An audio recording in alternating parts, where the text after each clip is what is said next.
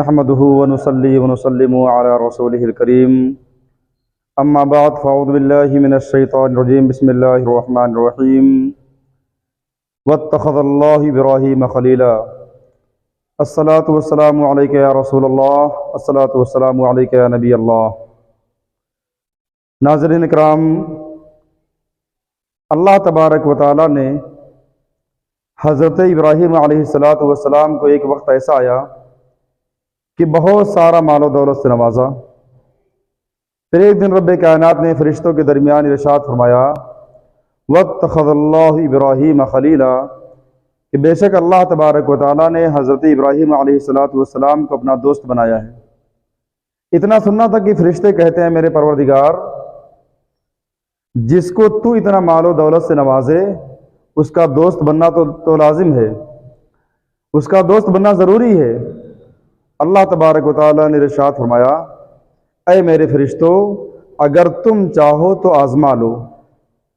اب ایک فرشتہ انسانی شکل میں حضرت ابراہیم علیہ السلام کے پاس حاضر ہوتا ہے، اور حضرت ابراہیم علیہ السلام ایک جنگل میں اپنے گائے بیل بھینس بکریوں کو چرا رہے تھے۔ وہ فرشتہ اس جنگل میں پہنچا اور ایک کھوہ کے کنارے کھڑا ہو کر کے بلند آواز سے کہتا ہے سبحان اللہ والحمد للہ ولا الہ الا اللہ واللہ اکبر۔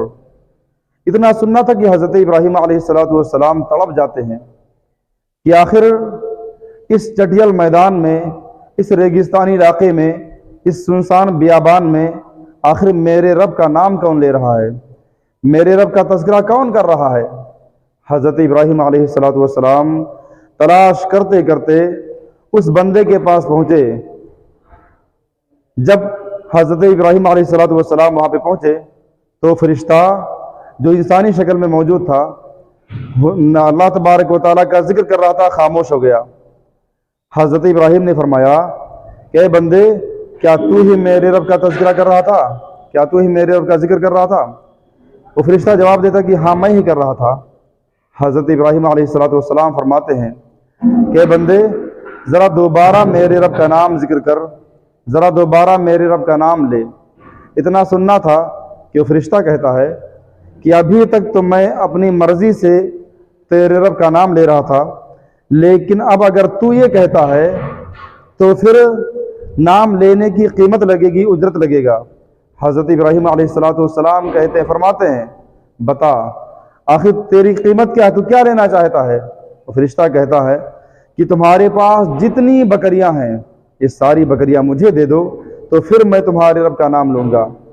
حضرت ابراہیم علیہ السلام فرماتے ہیں بس اتنی سی بات ہے کہ میرے رب کا نام اتنا بلند اور اس کے نام لینے کی قیمت اتنی چھوٹی، جاؤ یہ ساری بکریاں تمہاری ہو گئیں۔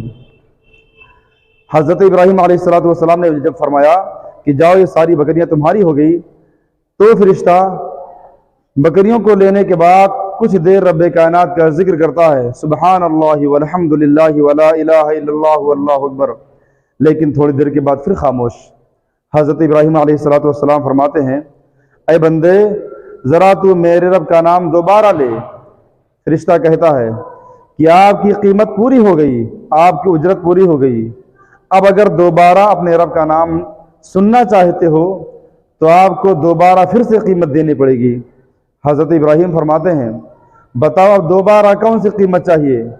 وہ فرشتہ کہتا ہے کہ اب تمہارے پاس جو گائے بیل بھینس بھیڑ جتنی جانور ہیں، ان سارے جانوروں کو تم مجھے دے دو، تو پھر میں تمہارے رب کا نام لوں گا۔ حضرت ابراہیم علیہ السلام نے فرمایا کہ ٹھیک ہے، یہ سارے جانور تمہارے ہو گئے۔ وہ فرشتہ کچھ دیر تک رب کائنات کا ذکر کرتا ہے، پھر خاموش۔